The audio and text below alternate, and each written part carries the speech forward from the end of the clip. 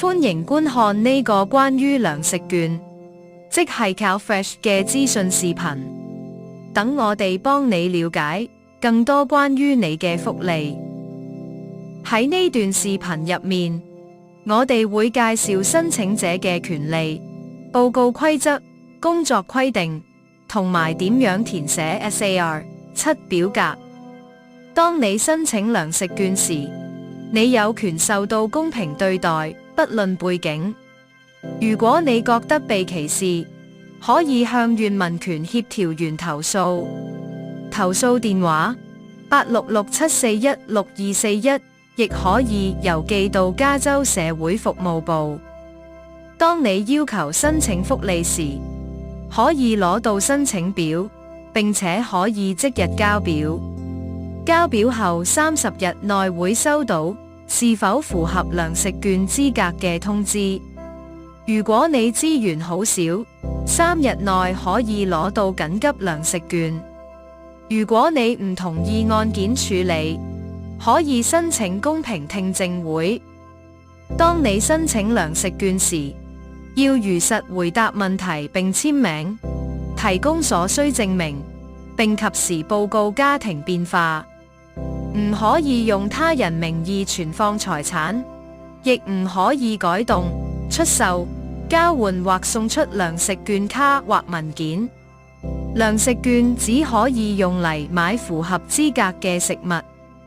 以下係更短嘅摘要：申請糧食券時，你需要提供身份證明、每位申請人嘅社會保險號碼、家庭成員過去30日內嘅收入或非勞動收入證明。如果你係自僱人士，要提供收支或報稅資料。合法非公民需提供移民身份證，但某些因家庭暴力、犯罪起訴或人口販運而申請身份嘅人士，可能唔需要提供相關證件或社會保險號碼。你批准之後，需要遵守強制報告規則。收入超過報告門檻 ART 要報告。18至64歲人士每周工時跌到20小時以下要報告。如果贏得大額彩票或賭博獎金，也必須報告。批准後，你需要遵守工作規則。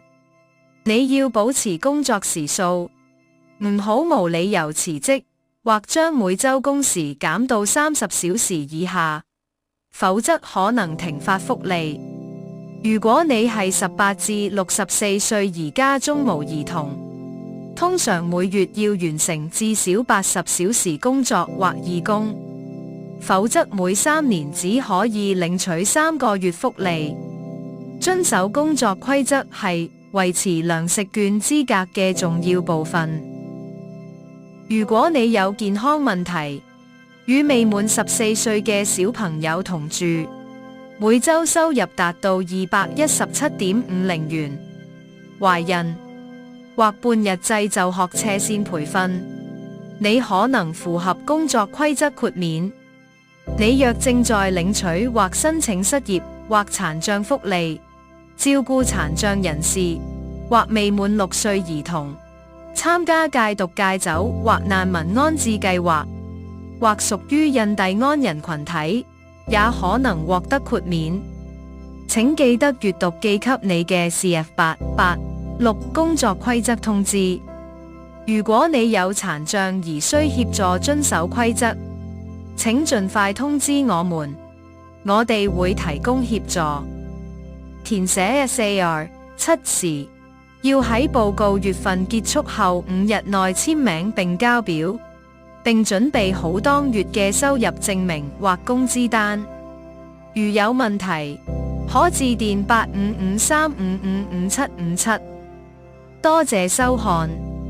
如果你有任何疑問，請瀏覽我哋嘅網頁。